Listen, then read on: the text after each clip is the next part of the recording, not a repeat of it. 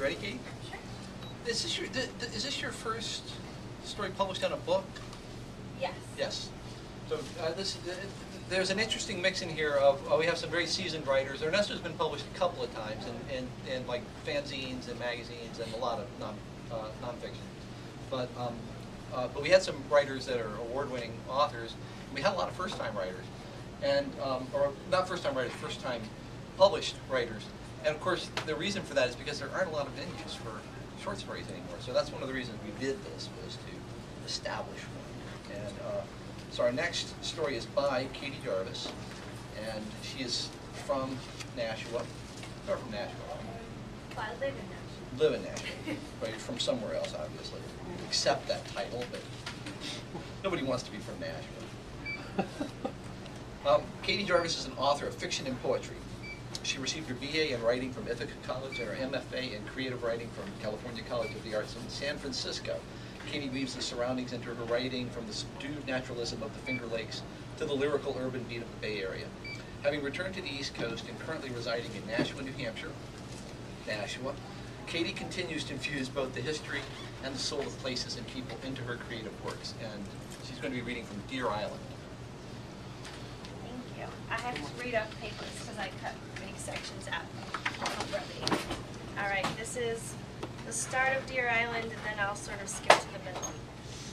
They piled up on Broad Street, 3 cars full of human life, which dimmed and then disappeared before Elliot's eyes. The whole thing was caused by a deer in the road, frozen and holding its ground. The car swerved, slammed, skidded in slow circles, while the deer stood in the middle of the lane unharmed. A doe with narrowed eyes and a white patch in the shape of a flower on her left cheek. She was lovely there amidst the ruins. Elliot had been walking, scoping out the new area and going over the lesson he had planned for the first week of classes at Southern New Hampshire University. Now he ran to the first car, then the second, then the third, to find that there was no one he could save. He kneeled and held the head of a child, 9 or 10, a boy with dark skin and smooth features who smelled of urine and rust. Blood flowed out of his side. Things were still pumping, churning. The boy coughed up blood, and Elliot pulled instinctively back to avoid being splashed in the face. Elliot took off his sweater and wrapped it around the boy's middle.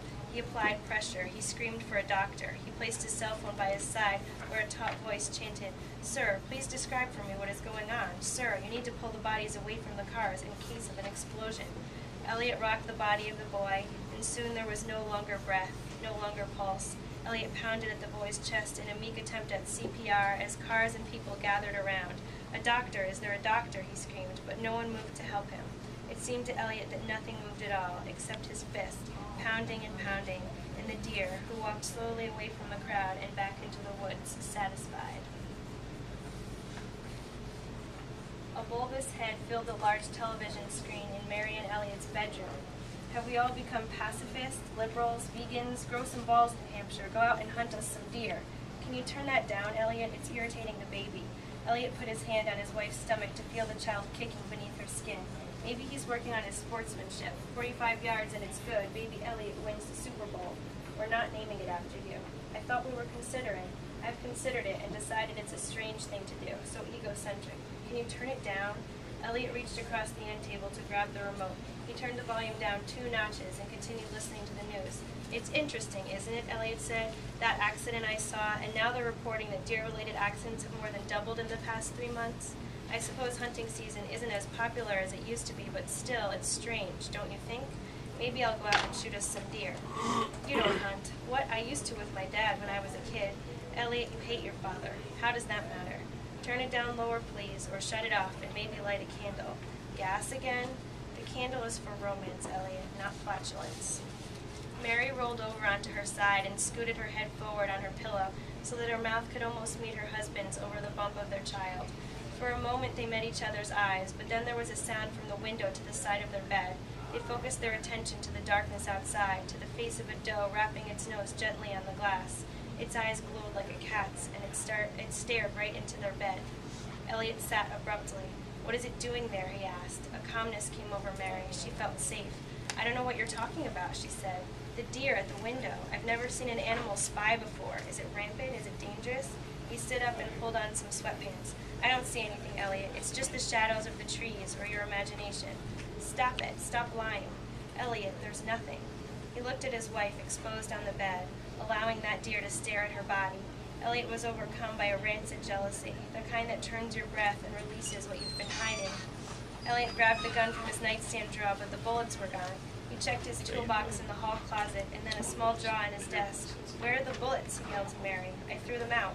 "Why would you do that? They were unsafe. You can't have bullets in a house with a baby." Elliot grabbed his pocket knife and ran out the door. The deer galloped down the road and then paused, waiting for him to catch up. She turned down the street, through the park, and stumbled down into the Nashua River. Elliot pumped his knife back and forth as he ran. His breath was heavy, and he couldn't recognize anything around him. The streets he had walked in the daytime were now foreign and heavy, like a dream that you know is a memory, but can't quite place the when or why of. The river was cool as it rose to Elliot's waist. The doe was still, standing in the middle of the river bend and waiting. Elliot held up his knife aggressively as he moved towards the doe, but she did not scare, so he backed up to the edge of the stream and sat down on a rock, allowing the river to rise past his stomach. The river was louder than he'd ever remembered it being before, louder than the trees or the echoes from the highway, louder than Elliot's breath or his heartbeat. "What do you want from me?" he asked the doe. The doe looked down to the water full of moonlight and looked at her own broken reflection. Elliot could hear her the lapping of her tongue. She was beautiful, this creature. She was everything he meant to save when he'd begun his work in water treatment after graduate school. Elliot looked up and found that he was surrounded by deer, does with their heads down and thick bucks with their antlers to the sky. They would trample him, he thought. It was a trap. He would die here in the Nashua River inexplicably. "I'm sorry," he called to them. He approached the doe in the water with the flower on her cheek. He wrapped his arms around her warm, smooth body as a killer holds his hostage for protection. He could feel what she was, and for a moment was controlled by her. Elliot slit her throat slowly and diligently. It was a hard thing to do with his dull knife, but she waited patiently as the river filled with her blood, deep red streaks amidst the blackness. The forest watched as he hacked at her lovely flesh. The deers and the trees, the dirt, the rocks, the river, they made him do it. He was so ashamed.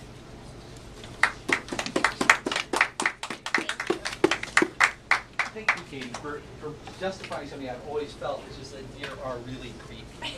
You know, you can't say that because, oh, they're lovely, there's nature, they're so beautiful, their little white tails, but there's something, you know, wrong with the deer.